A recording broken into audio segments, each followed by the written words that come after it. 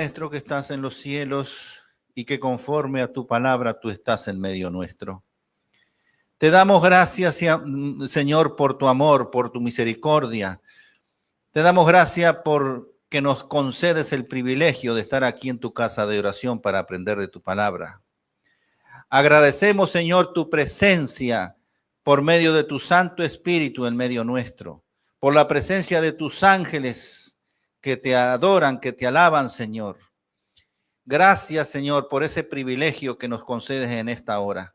Vamos a abrir de tu palabra en esta hora y queremos, Señor, que el Espíritu Santo sea quien dirija nuestra mente, nuestro corazón, para que podamos, Señor, entender el mensaje que tú tienes preparado en tu palabra para cada uno de nosotros, a fin de que lo podamos practicar en nuestra vida y también compartirlo con aquellas personas que son cercanas a nosotros, pero que hasta ahora no han tomado la decisión de seguir a Cristo. Así que pedimos en esta hora una bendición especial por cada una de las personas que estamos aquí presentes, por las familiares que representamos y también una bendición especial por aquellos hermanos y hermanas que nos están siguiendo a través de las redes sociales. Te lo pedimos, te lo agradecemos en el nombre de Cristo Jesús. Amén. Pueden tomar asiento, hermanos. Antes de comenzar con el capítulo 3, quiero hacerles una pregunta a ustedes y por favor levanten su mano, se le alcanza el micrófono para que las personas que están escuchándonos a través de la red social escuche también. Nosotros hemos terminado el último sábado acerca del estudio del capítulo 2 de Daniel, donde había una imagen. A ver si alguien se acuerda cómo era esa imagen. Levante su mano. ¿Cómo era la imagen del capítulo 2? Que era el sueño de Nabucodonosor. Era la imagen de como un soldado, un hombre con cabeza de oro, el pecho de plata, el vientre de bronce, sí. Luego las piernas de hierro y los pies eran mezcla de hierro y barro. Perfecto. Y finalmente, ¿qué es lo que aparecía? Una piedra. Una piedra. No creada por mano humana. No creada por manos humanas. Y ahí nosotros vemos que en la figura que nos está presentando Saúl en pantalla, es que el oro representaba a Nabucodonosor, la cabeza representaba al rey Nabucodonosor, pero él estaba al frente del imperio babilónico. Y allí nos dice los años en que Daniel estaba viviendo en aquella época, del 605 a.C. hasta el 539 a.C., que es la duración del imperio babilónico. Luego, los brazos y el pecho de plata es un reino inferior, así como inferior es el valor de la plata frente al oro. Y el imperio eran dos imperios que se unieron, los medos y los persas. Y Ciro el Grande fue el que estaba dirigiendo, que estaba al frente como el rey de ese imperio. Ese imperio, el de los medos y los persas, existió del 537 a.C. hasta el 331 a.C. Luego, el tercer reino, que es el abdomen, o sea, el vientre de la estatua, era de bronce. Ese reino representa a Grecia. Y se dan cuenta ustedes que el metal es inferior en valor todavía. Así como la plata es inferior al oro, el bronce es inferior a la plata y a su vez al oro. Allí aparece este personaje, Alejandro Magno, que conquista al imperio, derrota al imperio medo y persa y se establece el imperio griego. Pero Alejandro Magno, en una de esas fiestas de éxito que ellos tenían, que festejaban los éxitos que en la guerra, bebió demasiado y se murió jovencito. Y entonces el reino pasó a sus 4 generales. Pero eso es algo que lo vamos a ver más adelante. Luego las piernas de hierro, un metal inferior todavía al bronce. Allí comienza la Roma imperial, la Roma de los Césares. Y ese imperio fue el imperio más rudo, más fuerte, que duró mucho más años que los demás. Del 168 a.C. al 476 después de Cristo. Así que Cristo nació durante el reino, el 4.º reino, el de Roma imperial. Cuando estaba en pleno desarrollo, allí aparece Cristo en la historia. Luego el imperio romano es dividido en el 476 después de Cristo, y eso significa que así como los dedos de los pies son 10, se dividió en 10 reinos. Y es lo que hoy conocemos como la Europa. Es decir, se dividió en distintos reinos y hasta el día de hoy. En la historia se trataron de unir, dice la misma Biblia lo dice y la historia también lo dice, se trataron de unir, pero como los pies están mezclados, barro y hierro, así como el barro cocido y el hierro no se pueden mezclar, los reinos, a pesar de que se casaban la princesa de un reino con el príncipe de otro reino, pero no podían unirse. Y finalmente aparece una roca que representa a Cristo, pero eso está en el futuro, y cuando esa roca sea cortada y venga a este mundo, va a desmenuzar a todos los reinos anteriores y se va a establecer el reino de Dios, y el reino de Dios es un reino eterno. No vendrá otro reino a conquistarlo, a quitarlo. No, cuando se instale el reino de Dios, ese va a ser por toda la eternidad. Y el Señor está buscando súbditos para ese reino. Y está escogiendo. Nosotros somos escogidos para vivir en ese reino. Ahora, Dios ya nos escogió. Tenemos que permanecer en Dios para que cuando Él venga, Él nos traslade a vivir en ese reino eterno. Y entonces nosotros vamos a vivir por toda la eternidad. ¿Qué le parece? Pero es algo que nosotros debemos cuidar. ¿Les quedó claro entonces la estatua? Ahora vamos a leer, alguien que lea por favor 8 versículos del capítulo 3 de Daniel, del versículo 1 al 7. Daniel capítulo 3, versículos del 1 al 7.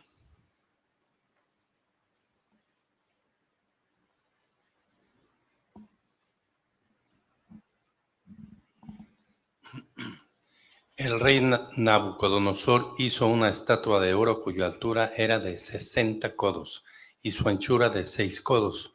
La levantó en el campo de Dura, en la provincia de Babilonia. Y envió el rey Nabucodonosor a que se reuniesen los sátrapas, los magistrados y capitanes, oidores, tesoreros, consejeros, jueces y todos los gobernadores de las provincias, para que viniesen a la dedicación de la estatua por el rey Nabucodonosor había levantado.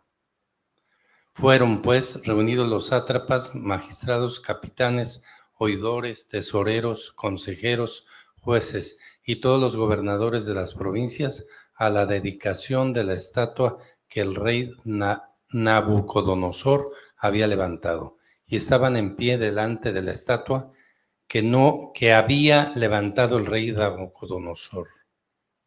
Y el pregonero anunciaba en alta voz: mándase a vosotros, oh pueblos, naciones y lenguas,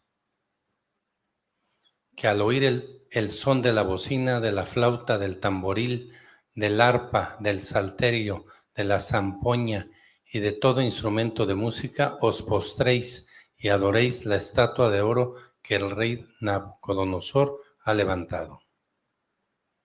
y cualquiera que no se postre y adore, inmediatamente será echado dentro de un horno de fuego ardiendo. Por lo cual, al oír todos los pueblos el son de la bocina, de la flauta, del tamboril, del arpa, del salterio, de la zampoña y de todo instrumento de música, todos los pueblos, naciones y lenguas se postraron y adoraron la estatua de oro que el rey Nabucodonosor había levantado. Ok, vamos a parar por ahí. Y vamos a tratar de analizar este pasaje porque tiene mucho material. En resumen, nosotros vemos que el rey Nabucodonosor, que en el capítulo 2 había tenido un sueño con una imagen, una estatua gigante, tremenda, imponente, ahora él toma la decisión de construir esa misma imagen, pero con algunas cosas diferentes, como vamos a analizar ahora. Y la construye allí en la llanura de Dura. Luego convoca a todos los gobernantes y oficiales del imperio para la dedicación. Y el pregonero, como habíamos visto allí, ordena que deben adorar a la estatua, a la imagen, al oír la música, bajo pena de muerte, de ser arrojado al horno de fuego a aquellos que desobedezcan. Y el pueblo obedece y se postra ante la estatua, según lo que vimos en el versículo 7. Dice en el mismo capítulo que hemos leído que la estatua tenía 6 codos de ancho y 60 codos de alto. Bueno, para que ustedes tengan una idea de la medida, un codo, hermano, es la distancia del codo hasta la punta de los dedos. Eso es un codo. Y esos son 45 centímetros. Entonces, si nosotros sacamos cuenta, 6 codos de ancho significa 270 centímetros de ancho. Y 270 centímetros de ancho significa 2 metros 70 centímetros. Pero si ustedes están más familiarizados con los pies, estamos hablando de 8.9 pies, casi 9 pies de ancho. La anchura de la estatua. Pero la altura son 60 codos y 60 codos son 2.700 centímetros. 2.700 centímetros equivale a 27 metros. Pero si usted está familiarizado con pie, los pies serían 88.5 pies de altura. 27 metros, estamos hablando de un edificio más o menos de unos 10 pisos. Un edificio de 10 pisos de alto. Así era de alta la estatua. Y ancha de 6 codos. Ahora, pregunto, para que ustedes me respondan. ¿Cuál era el propósito de Nabucodonosor al construir la estatua de oro?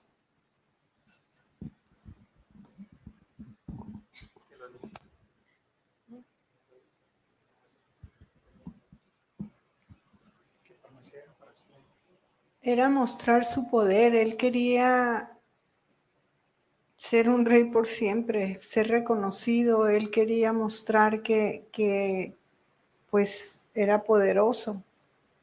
Esa era su mayor intención.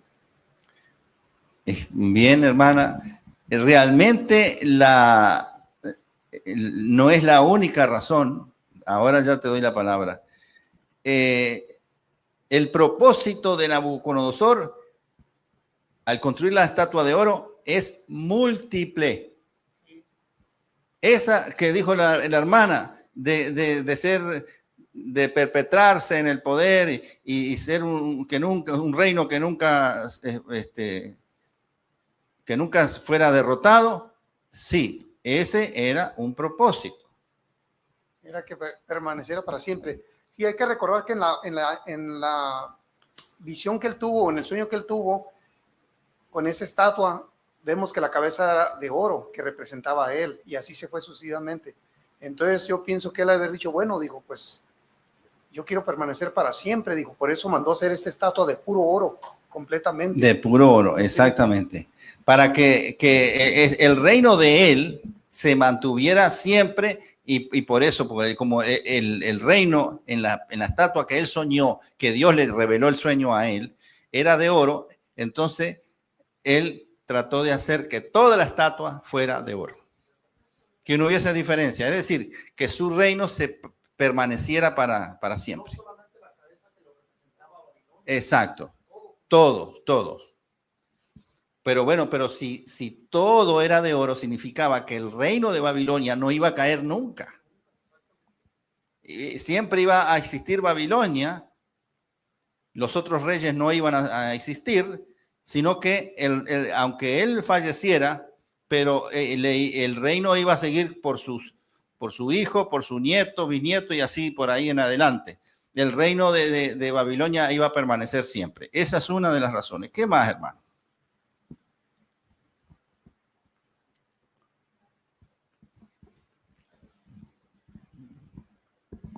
Otra razón sería ser que todos sus súbditos lo adoraran, demostraran su fidelidad.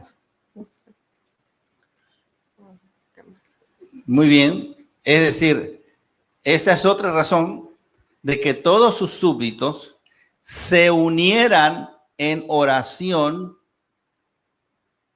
por lo menos se unieran en un punto común, que era adorar la estatua. Porque Babilonia estaba compuesto por distintas lenguas, por distintas naciones, por distintos pueblos. Eran diferentes. Los hebreos eran diferentes a los babilónicos. Y ya ahí tenemos una diferencia. Pero habían otros pueblos diferentes que estaban en Babilonia. Pero entonces el rey quería unirlos, por lo menos, en la adoración de él mismo. Porque la estatua, ¿a quién representaba? A Nabucodonosor. Sí, nomás para agregar poquito de lo que dijo la hermana, hay que recordar que en la visión de la primera imagen que tuvo él, todos los sátrapas y todos los ¿qué se puede decir? Los sabios. Los sabios y todo, ellos se dieron cuenta cuando Dios le reveló el sueño ¿verdad? Por medio de ¿cómo se llama? Daniel. Entonces ellos se dieron cuenta que ahí el reino se acababa, porque él se iba a terminar porque él era la cabeza y lo iban a suceder, ¿verdad? Y ahora, para agregar sobre lo que dijo la hermana, es que cuando reunió a todos ellos, era para que ellos se dieran cuenta que su reino nunca iba a terminar, que esa estatua que mandó a hacer de puro oro, él les estaba diciendo con eso, o le estaba transmitiendo que su reino no iba a terminar, que iba a ser para siempre. Así es. ¿Qué más, hermano? Perdón. ¿Qué más se le ocurre a ustedes cuál era el propósito de Nabucodonosor construir la estatua? Aquí está la respuesta. Otra de las cosas es que él estaba buscando adoración. Él se sentía como un dios, porque recordemos que Nabucodonosor fue llevado después al campo y tuvo una vida como si fuera un animal, ¿verdad? Por 7 años. Por 7 años, pero había arrogancia en él, porque en verdad era en ese tiempo el más poderoso, su reino era el más poderoso, y yo creo que se veía a sí mismo como un dios que deseaba que le rindieran adoración también. A ver, otro comentario por allá. Quizás esté repitiendo lo mismo que mis hermanos han dicho, pero yo veo que como Daniel tuvo que revelarle a través de la interpretación el sueño, y Daniel le dio crédito a Dios diciendo que el Dios fue el que me lo reveló él.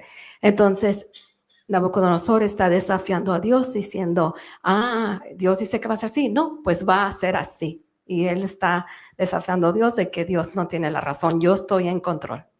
Perfecto. Ahí está otro propósito.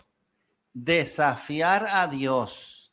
Dios le había revelado en el sueño, en el capítulo 2, le había revelado todos los reinos, todo cómo iba a ser el futuro. Y él dice, no, el futuro no va a ser así, va a ser como yo digo. Ahora, ¿quién le reveló el sueño a Nabucodonosor? Dios. Y él se va contra Dios, hermano, poniéndose como Dios, en el lugar de Dios. No, Señor, tú no tienes razón. Tú dices que los reinos van a ser que si Babilonia, Medo-Persia, Grecia, Roma y Roma dividida. No, Señor, así no va a ser. Va a ser como yo digo. Y entonces él se manda a hacer su estatua de oro completo. Y no solo eso, manda a que la adoren. ¿Con quién se está metiendo, hermano? Se está metiendo con Dios. Va contra Dios. Él quiere ocupar el lugar de Dios. Tremendo eso. Hermano, a ver. Sí, yo la pregunta que haría es realmente que si el rey Nabucodonosor creyó realmente en la interpretación de su sueño, ¿verdad? Que le dio, que Daniel le describió por medio de Dios, Dios por medio de Daniel. Y yo quiero pensar que él, como él era el rey, el todopoderoso en ese momento, pues yo no creo que él, hay que recordar primeramente que él era un rey pagano. Sí. Y de ahí podemos ya deducir cualquier cosa, ¿no? Entonces yo creo que sí, él creyó en la interpretación del sueño que Dios se lo había revelado por medio de Daniel, pero también en su ser, él decía, yo soy el rey aquí, ¿verdad? Yo soy el rey. Entonces, él todavía, yo creo que se oponía a decir, no, digo, yo tengo que seguir para adelante, y por eso mandó hacer esa estatua. Claro, o sea, él se estaba imponiendo ante Dios. Le estaba diciendo a Dios, tú dices que el curso de la historia es de esta manera, pues no va a ser así, va a ser como yo digo. Se está poniendo en el lugar de Dios. ¿Y quién se quiso poner en el lugar de Dios? Lucifer. Lucifer en el cielo. ¿Pudo ocupar? No. Nadie puede ponerse en el lugar de Dios. Y está desafiando a Dios. A ver, hermano. Creo que cuando Daniel le reveló el sueño a Nabucodonosor, él sinceramente sí creyó en que Dios era poderoso, porque él reconoció el poder de Dios que le había revelado el sueño. Pero fue un reconocimiento momentáneo. Exactamente. Pero creyó en la existencia de ese Dios y que era un Dios poderoso en ese momento. Y ocurre como ocurre muchas veces en nuestros días, que a veces nos llega un sermón, a veces escuchamos a alguien que nos habla de Dios y creemos en Dios y decimos, oh, sí creo que Dios existe, sí creo que Dios tiene poder, pero es momentáneo y sigo con mi vida como antes. Entonces él en ese momento se dio cuenta, pero creyó, pero el creer no es suficiente. Él no entregó su vida a Dios, él no lo reconoció como su Dios, como su Señor, al grado que me imagino que a través de que pasaron los días y a lo mejor los meses, él seguía pensando en el significado de ese sueño y algo dentro de él se revelaba a aceptar la voluntad de Dios y lo que iba a suceder. Y el hecho de mandar a hacer esta estatua es como dijo Noemí, estaba desafiando a Dios y a la vez estaba revelando abiertamente contra Dios al no aceptar el plan que ya existía, que no se iba a cambiar, iba a ser así el curso de la historia. Y en esta manera, por eso creo que él se sentía Dios, como que se puso a la misma altura de Dios, diciendo, tú me estás diciendo, pero yo soy tan poderoso que yo decido que sea diferente. Y no puede ser así. ¿Había humildad ahí en él? No. Orgullo, un orgullo elevado a las nubes. A ver, hermano. Cortito, porque yo creo que otros quieren. Sí. Yo creo que aquí se estaban manifestando los dos poderes. El poder de Dios, ¿verdad? Había manifestado a través de, ¿verdad?, de la interpretación que dio por Daniel, pero también estaba el demonio, Lucifer. Exactamente, correcto. Sí, porque mire, hay dos espíritus Gracias, hermano, por ese punto, porque eso es así. Ustedes conocen ese versículo, no lo tengo yo ahora en la memoria dónde está, pero ustedes lo conocen, que dice que Dios produce en nosotros el querer como el hacer por su buena voluntad. Eso es lo que dice el versículo. Entonces, ¿quién es el que produce en nosotros el hacer lo bueno, en que hablemos bien, en que procedamos bien, en que seamos correctos? Si vemos algo que hay un billete de $100 arriba del escritorio en una oficina, lo dejamos ahí porque no lo agarramos y lo metemos en el bolsillo, sino que ese dinero le pertenece a alguien o se le cayó o no sé qué, pero no es mío, no lo voy a agarrar. Entonces, vamos a actuar correctamente. ¿Quién produce eso en nosotros? Dios. Pero así como Dios produce el bien hacer en nosotros, el enemigo también produce el hacer, en violar la ley de Dios en muchas personas. Es Filipenses 2:13, lo oyó el hermano. Ok, Filipenses 2:13 dice claramente que Dios es quien produce en nosotros el querer como el hacer por su buena voluntad. Es decir, que nosotros estamos actuando siendo movidos por el Espíritu Santo, por el Espíritu de Dios. El Espíritu de Dios es que nos mueve a nosotros de buscar de Dios, de estudiar la palabra, de venir a la iglesia, de orar, de dar buen testimonio, de tratar de vivir con nuestros amigos, con nuestra familia en paz y en armonía. Ese es el Espíritu Santo que está trabajando en nosotros.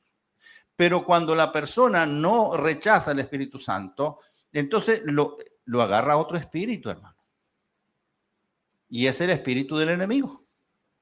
Y cuando viene una persona que se rebela contra Dios, como lo está haciendo aquí Nabucodonosor en estos versículos que hemos leído, lo que dice el hermano está correcto. El espíritu del enemigo está detrás de Nabucodonosor, que le pone en su mente: tú puedes ser como Dios.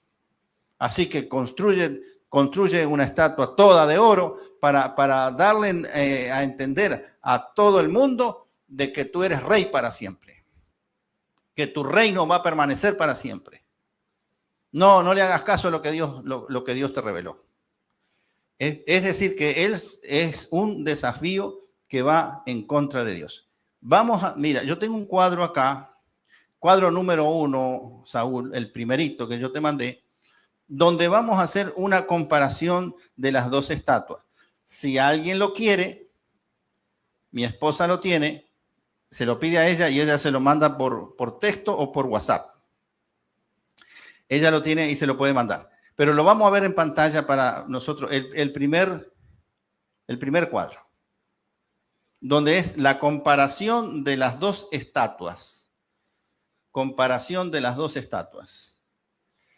Ok, ahí está. Vamos a la línea número 1, donde dice aspecto. Estatua del sueño de Daniel 2 y estatua de oro Daniel 3. Entonces, el origen. El origen de la estatua de Daniel 2 es un sueño revelado al rey Nabucodonosor por parte de Dios. O sea que la estatua o la imagen de Daniel 2 proviene de Dios, porque Dios le reveló en sueño a Nabucodonosor. Ahora, la estatua de Daniel 3 es Nabucodonosor mismo que ordena el diseño y la construcción de la estatua. Ese es el origen. Composición. En Daniel 2 vimos que la estatua está compuesta por varios metales diferentes: oro, plata, bronce, hierro y barro cocido, representando la sucesión de los reinos futuros. En cambio, la estatua de Daniel 3 está toda construida en metal oro. El mensaje en la estatua 2 del capítulo 2 de Daniel: Babilonia, que es la cabeza de oro, tendría su fin. Luego sucederían otros reinos hasta la instalación del reino eterno de Dios. ¿Cuál es el mensaje en la estatua de Nabucodonosor? pretendía que su reino, Babilonia, fuera eterno sin otros reinos sucesores. ¿Se da cuenta? Una tremenda pretensión en rebeldía contra Dios, con lo que Dios le había revelado. El propósito en Daniel 2, de la estatua de Daniel 2, era mostrar el poder y la soberanía de Dios sobre todos los reinos y la historia humana. Dios revela el sueño y demuestra a partir del reino de Babilonia cómo iba a ser el futuro, y eso está demostrando el poder de Dios. Está demostrando que Dios es poderoso, que Dios conoce el futuro, que Dios es el que revela. O sea, que Dios es el supremo. Y sobre Dios no hay nada, ni nadie. Dios es todopoderoso, es omnisapiente, omnipresente. Dios lo sabe todo, conoce el futuro antes que suceda. Él dice que sabe las palabras que nosotros vamos a pronunciar antes que nosotros las pronunciemos, porque Él escruta nuestros pensamientos. O sea que Dios, el propósito era mostrar el poder y la soberanía de Dios. Pero en la estatua del capítulo 3, aquí lo que Nabucodonosor quiere mostrar es su poder. Mostrar el poder de Nabucodonosor y exigir adoración como si Nabucodonosor fuera Dios, hermano. Ponerse en el lugar de Dios, porque no era construir la estatua, era que también habían que adorarle a la estatua. Reacción del rey. En el Daniel 2, el rey se asombra y reconoce la grandeza de Dios de Daniel, que lo habíamos dicho. Aquí la hermana Teresa lo había dicho. Que en Daniel 2 él reconoce, pero ese reconocimiento fue superficialmente, fue momentáneo. Se le olvidó. En cambio, la reacción del rey en el capítulo 3, el rey se enorgullece, se exalta a sí mismo, desafía a Dios y al mensaje divino. Porque el mensaje divino le dijo que habían reinos sucesivos, que su reino iba a tener límite, iba a venir después otro rey inferior, etcétera. En cambio, él desafía el mensaje de Dios y él dice, no, Señor, el futuro va a ser como yo digo, así. Va a ser siempre Babilonia. Pues no, está desafiando a Dios. Religión. En Daniel 2, Dios revela el futuro y se presenta como el verdadero y soberano Dios. Dios tiene el control del mundo, tiene el control de la historia, tiene control del universo y tiene el control de cada una de nosotros, de cada una de las personas que habitamos en este mundo. Entonces, Dios se revela el futuro y se presenta como el verdadero y soberano Dios. Pero en la estatua del capítulo 3 de Daniel, allí se produce una idolatría al gobierno estatal. Los gobiernos comunistas quitan a Dios de la mente de las personas y todas las personas tienen que adorar al gobierno, depender del gobierno. No hay Dios, el Dios que hay para ese sistema es el gobierno. Y está sucediendo exactamente aquí. La idolatría es al gobierno estatal. Todos deberían adorar la imagen o la estatua. Si no, eran muertos. Resultado. En el capítulo 2 reconoce que el Dios de Daniel es el Dios de dioses. Pero es, como habíamos dicho allí anteriormente, un reconocimiento superfluo. Porque después se le olvida. ¿Qué pasa en Daniel 3? Dios libera a los 3 jóvenes del horno de fuego, mostrando que solo Él merece toda adoración. O sea, solo Dios merece toda adoración. ¿Alguna pregunta en este punto?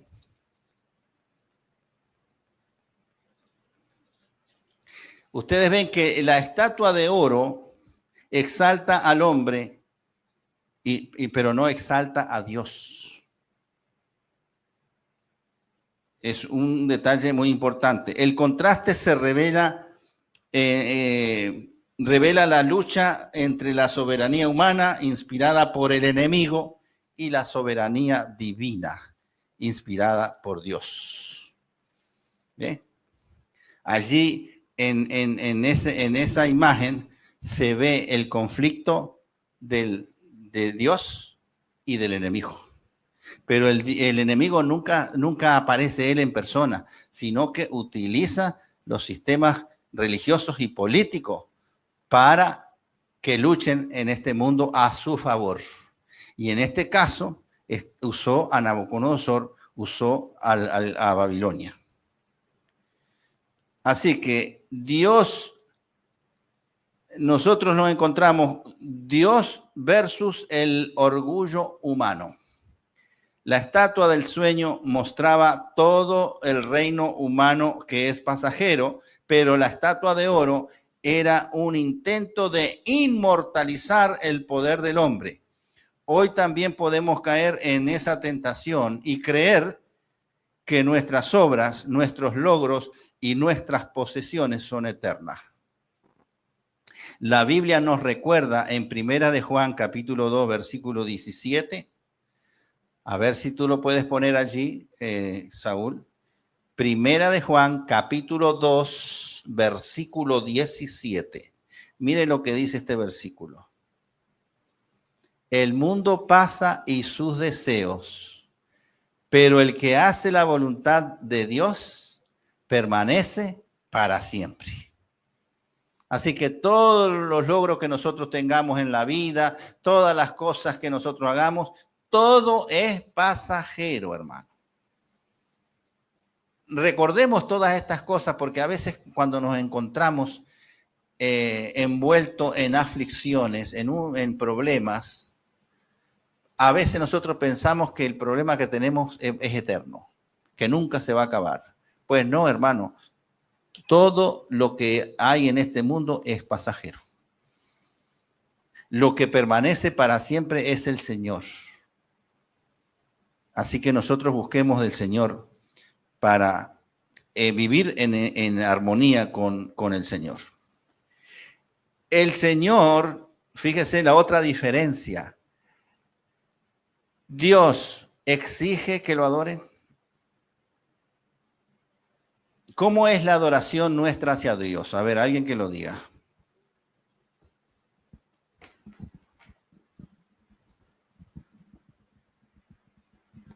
Debe de ser voluntaria. Debe ser voluntaria. Y es voluntaria.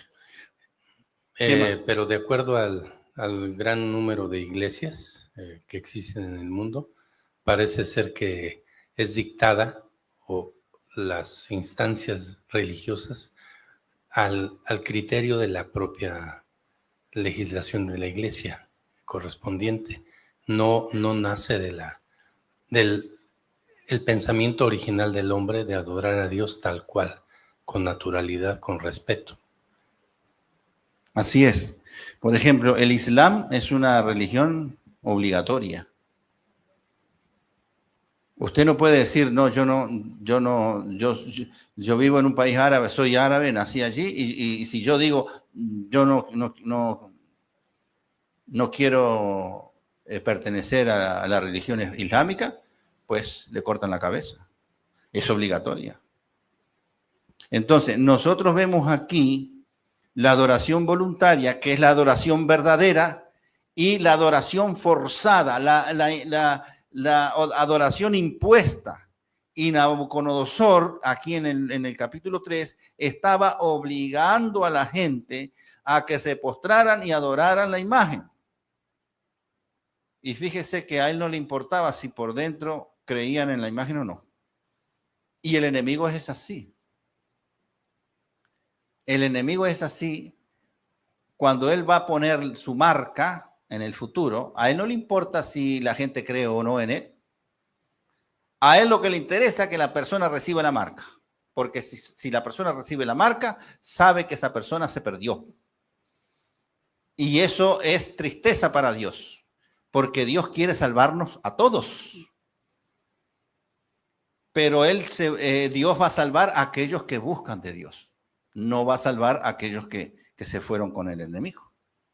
Pero algunos van a irse con el enemigo obligados por las circunstancias, no porque quieran ir con el enemigo, pero al enemigo no le importa. A lo que le importa al enemigo es que reciba la marca. Y aquí pasa lo mismo con Nabucodonosor. A él no le importaba si realmente estaban todos convencidos de que Nabucodonosor era un dios y que todos iban a postrar ahí a adorar a Nabucodonosor. No, él exigía que lo tenían que adorar, porque si no lo adoraban, ¿qué iba a pasar con la persona?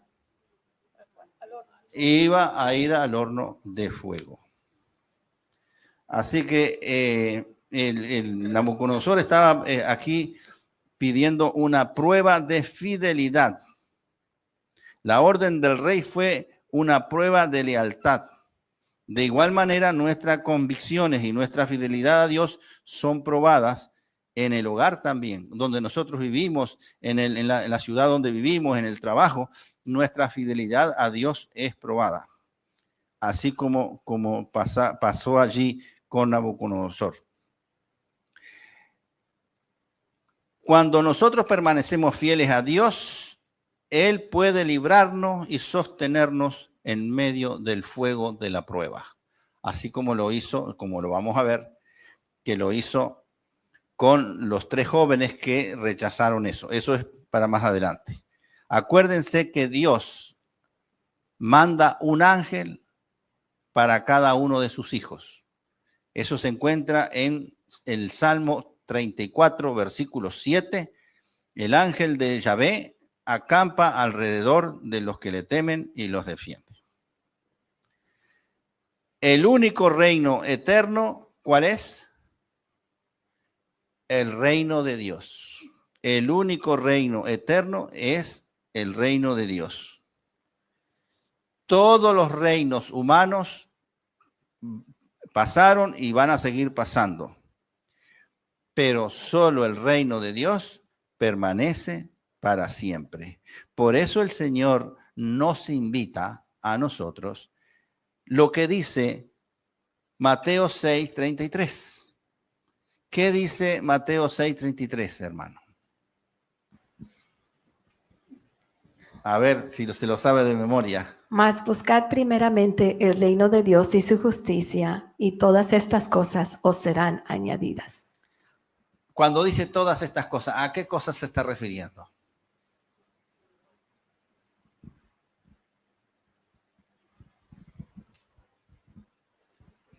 Pues a todas las circunstancias que rodean la vida cotidiana y los anhelos y hasta los pensamientos, ¿no? Sean buenos o sean malos.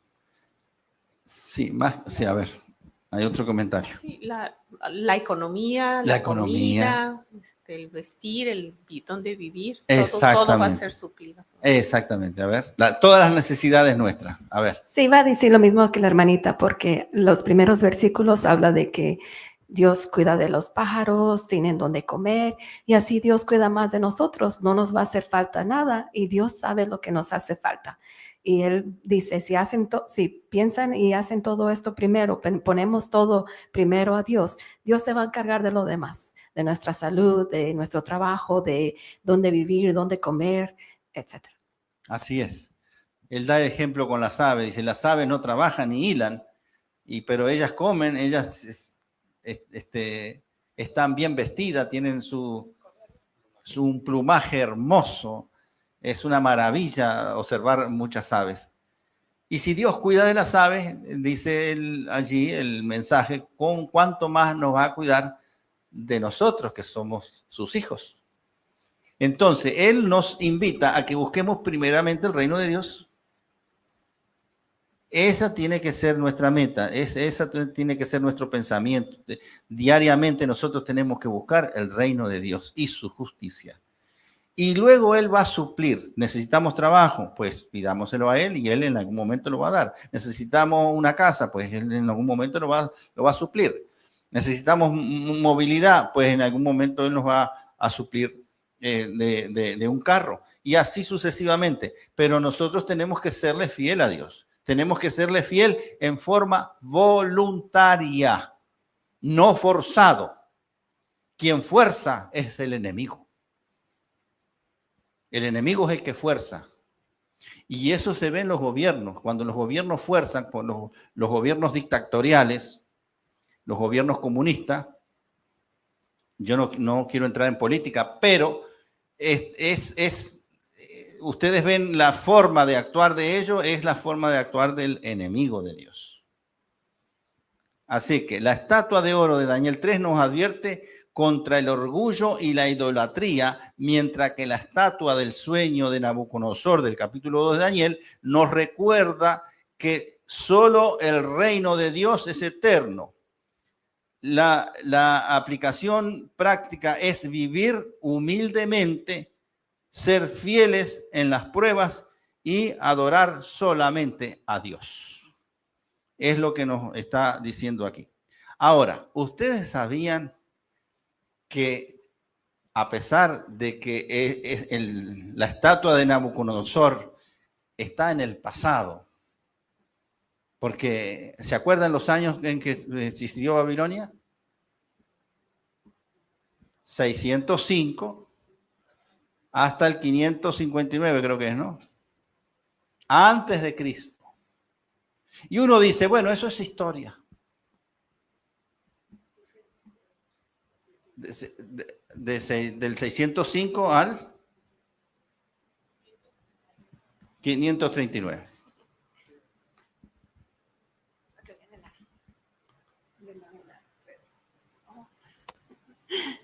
Es el 603 antes de Cristo.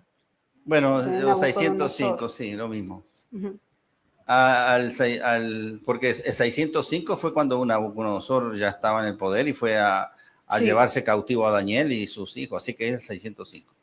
Sí, porque fue en su segundo año, comenzó en el 603. Sí, exacto. En el segundo año era el 605. Del 605 al 539. Y eso es historia para nosotros. Pero ustedes saben que eso es un adelanto de lo que va a suceder en el futuro. ¿Sabían ustedes? Eso se conecta, hermanos, con Apocalipsis capítulo 13. Y vamos a leer dos versículos, el 14 y el 15, a ver si Saúl lo pone en pantalla. Apocalipsis capítulo 13, versículo 14 y 15. El versículo 14 dice, a ver, alguien que lo lea, por favor. Levante su mano y lo lee.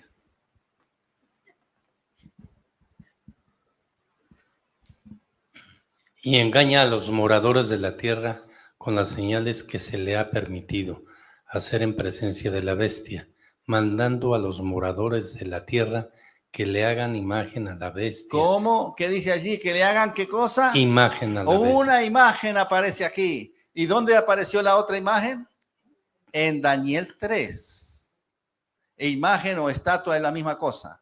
Así que aquí también hay una imagen de la bestia que tiene la herida de espada y vivió. Y se le permitió infundir aliento a la imagen de la bestia para que la imagen hablase e hiciese matar a todo el que no la adorase. Ahora, pregunto, en la estatua de Nabucodonosor, la estatua 3, ¿había una sentencia de muerte? ¿Y aquí no hay una sentencia de muerte? ¿Van viendo la conexión? Y esto está en el futuro. Así que cuando nosotros estudiamos Daniel no es un libro que pasó en la historia, no, nos está dando unos elementos poderosos para entender nuestro futuro. En el futuro se va a levantar también una imagen y se va a obligar que todos la adoren. Allí dice todos. Y el que no la adore tiene una sentencia de muerte. Así que ahí nosotros vemos en Apocalipsis capítulo 13, versículo 14 y 15, una segunda bestia con cuerno de cordero, la bestia que sube de la tierra, obliga a los moradores de la tierra que hagan una imagen de la primera bestia, porque la segunda bestia es la que, y después vamos a hablar de eso, pero la bestia no es un monstruo, la bestia es un poder político, un gobierno. Eso significa la bestia. Entonces, hay la primera bestia y la segunda bestia. La segunda bestia es una bestia que surge de la tierra, porque la primera surge del mar. La segunda bestia surge de la tierra. Entonces, esa segunda bestia que surge de la tierra es la que obliga al mundo entero que hagan una imagen de la primera bestia. Y no solo eso, sino que obliga a todos a que adoren a la imagen. Adoren a la primera bestia y adoren a la imagen de la primera bestia. Y el que no la adora tiene una sentencia de muerte. Así que aquí vemos que en los dos casos, Daniel 3 y Apocalipsis 13, del versículo 14 y 15, aparecen una imagen como símbolo de poder político religioso. Porque aquí está unido el poder político y religioso. Cuando Nabucodonosor mandó hacer su estatua, él era poder político nada más, pero al mandar a adorar a la estatua que él estaba creando, él estaba creando una nueva religión. Estaba creando una religión idolátrica, de idolatría, así poniéndose él en lugar de Dios. Los césares hicieron eso también. Los césares se vendían como dioses. Ellos eran los dioses en los gobiernos. Bueno, aquí está pasando exactamente lo mismo. La imagen como símbolo de poder religioso político se presenta una adoración forzada en ambos casos. Esa adoración forzada se obliga a la gente, si no adoran a la imagen o a la bestia, entonces hay una sentencia de muerte. En Daniel 3 hay un decreto real que ordena adorar la estatua bajo amenaza de muerte en el horno de fuego. En Apocalipsis 13, versículos 14 y 15 que hemos leído, también se tiene que quien no adore a la bestia y a su imagen será muerto.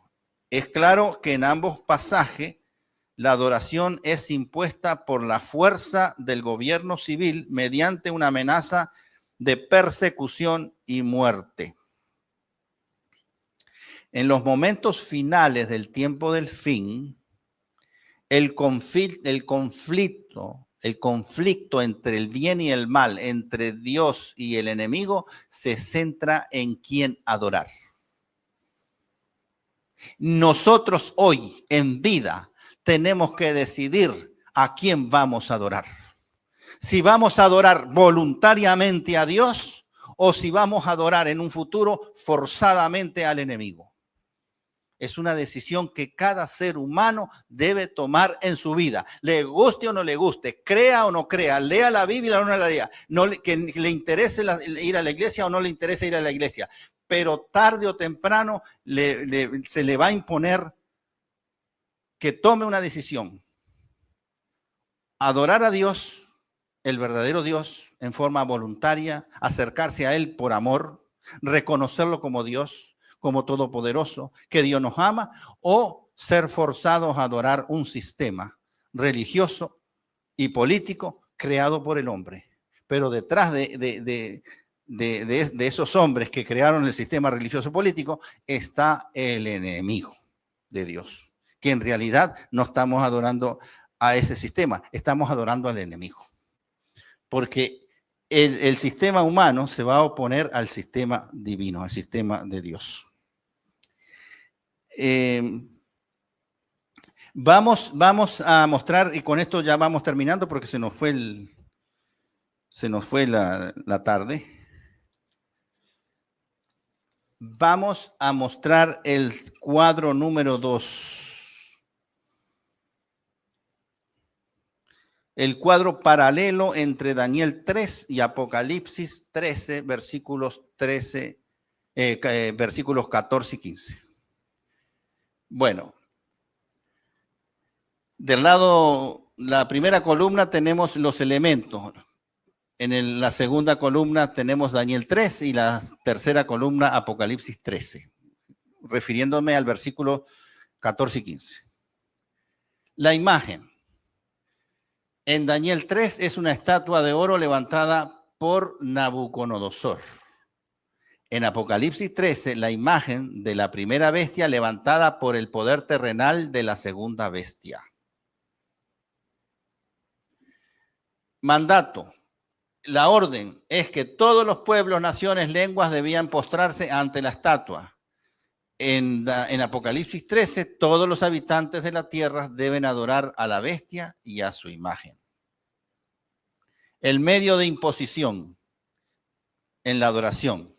En Daniel 3 es un decreto real respaldado por el poder político imperante, es decir, por el rey de Babilonia, por Nabucodonosor.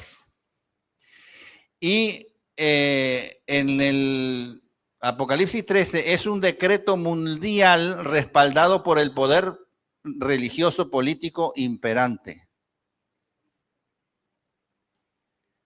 Vamos a la amenaza. La amenaza en Daniel 3 es: el que no adore a la imagen sería lanzado en el horno de fuego.